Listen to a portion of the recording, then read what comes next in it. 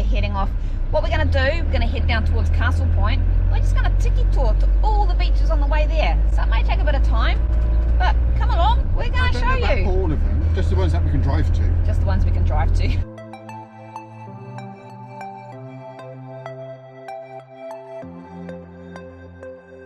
Pretty cool through here with the big cliffs. So there is no coastal route as such. A lot of places you've got to go down to the beach and back out again. So it'll be a bit of a tiki tour. But what else have we got to do?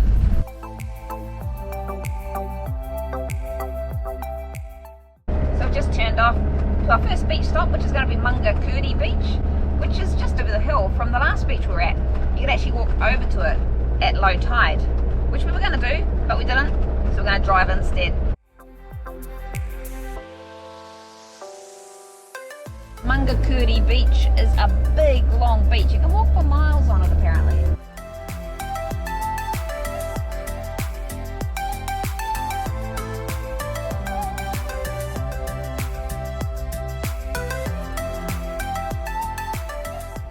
Back on the old gravel road. So I've just turned off and we're going down to Pourerere Beach. I'm not sure how it's pronounced, but that's the best I can do. So we'll see what's there.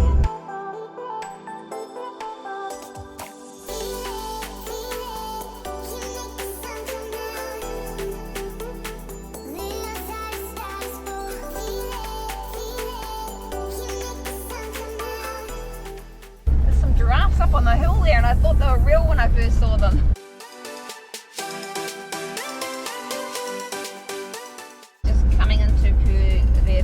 Now, little township here, a few houses, a beach up ahead. There is freedom camping along here up until mid-December. After mid-December through to early Feb, you need a permit. They go for a ballot process. So what a nice space.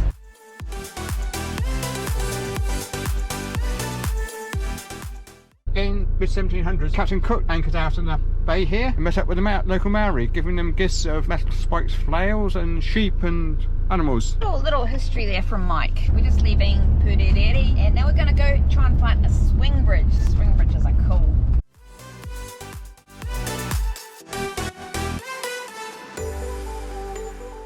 Just wondering why there's not a road joining up all the local beaches, Mike. Well, this area was originally opened up by Europeans for farming, but they destroyed all the forests and the bushland, cleared it for pastures. The roads actually joined up local communities, not the beaches.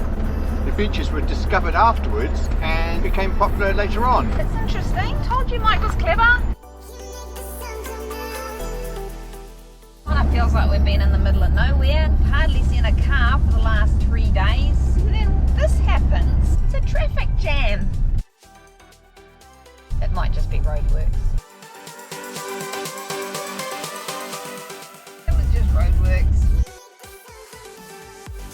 We're just coming into township of Waipukurau. We need to find a dump point here. And we're on the dump station, just going to dump our waste. Favourite job of the day. At least we don't have to deal with any poos. We carry that around with us. So this is the process. Mike empties the van to get at his waste pipe, which is just there. It's not actually that bad. And his gloves. I washed them out when we were home last. Pink. Suits you, Mike. Oh dear. And there's our hose. So he takes the muddy cap off. He puts it on there. And then just down here. Building up the water. Using potable water. Well, that's that job done. So we managed to go 3 days without having to empty our waste tank, and we still had half a tank of water. Let's find a swing bridge. Coming to a railway crossing where we actually have to stop and look for trains. There's no lights, no barriers. Okay, there's nothing that way. And that way, let's go for it.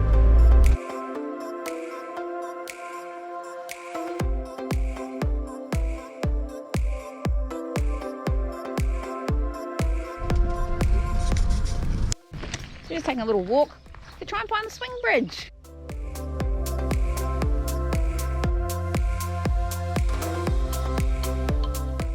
There's actually lots of cycle trails around here. You can cycle like all the way from Waipukurau, all the way down here, all the way back.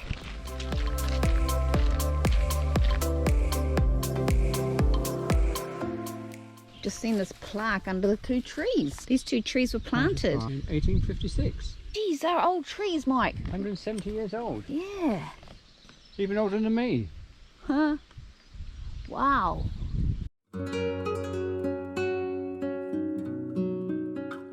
So just coming up to the swing bridge now. Quite a big one. So it's a little bit bouncy, but not too bad. There we go.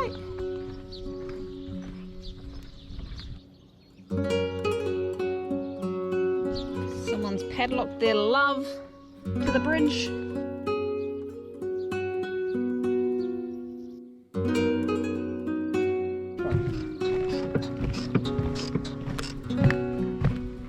This is a Tukituki trail. You can actually start off at Lindsley Bush, come down here through the town, underneath the town, that's where we just were. So go underneath State Highway 2, all the way out here to the swing bridge, back round and come back the other side. Oh, that's cool. Looks like a really cool cycle ride. But I don't know how you get back across there though. So if you come in this way, bring your bikes. Wish we had of.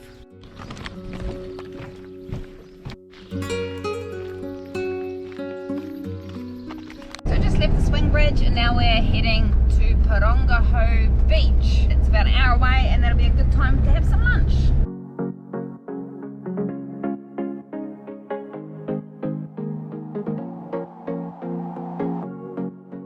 We've turned off the main route and we've just taken an alternate route. It's an extra 4 minutes, but it says it's a coastal trail. Maybe it's more scenic. We'll find out. I'm wide awake, take me away now.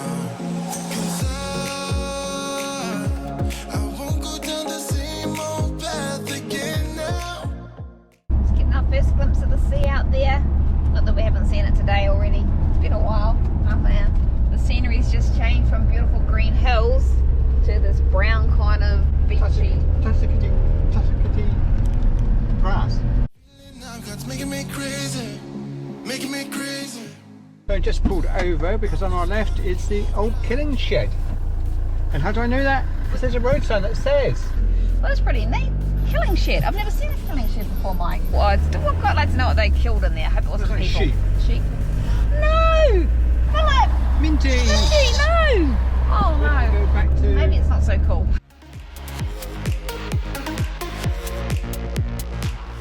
The beach over there beyond the paddocks. I'm just gonna drive you.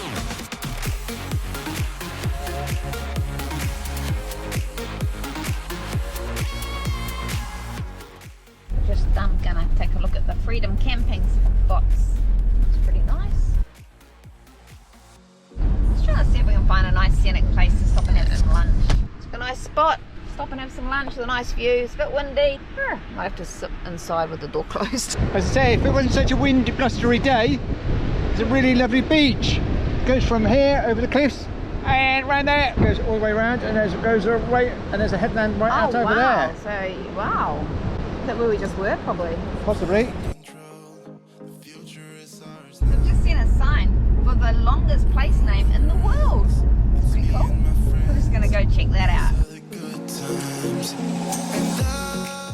Holy guacamole! I could go on forever. The longest place name in the world, according to that, is looking up at that hill, and it indicates the hill on which Taumata, chief of great physical stature and renown, played a lament on his flute to the memory of his brother. And that's what that name stands for. Making me crazy, making me crazy. So I'm just gonna drive. Just off the road we're travelling on, and now we're heading down towards Herbertville, which has some camping down there, so we'll go and have a look and see what it's like. I'm just gonna drive.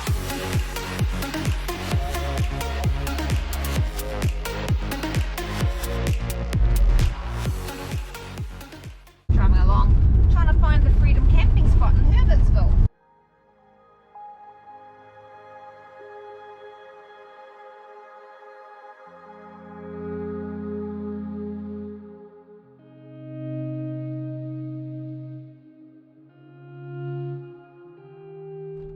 It's our Freedom camping spot for the night.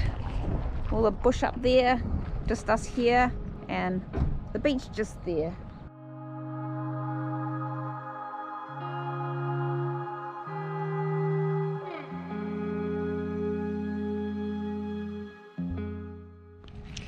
So just camping at Herbertville, little freedom camping spot right on the beach. I'm just walking down now.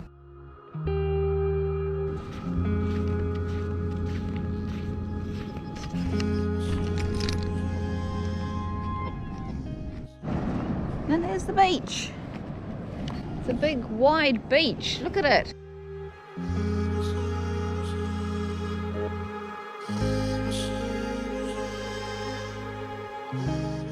It's Justin, just over there.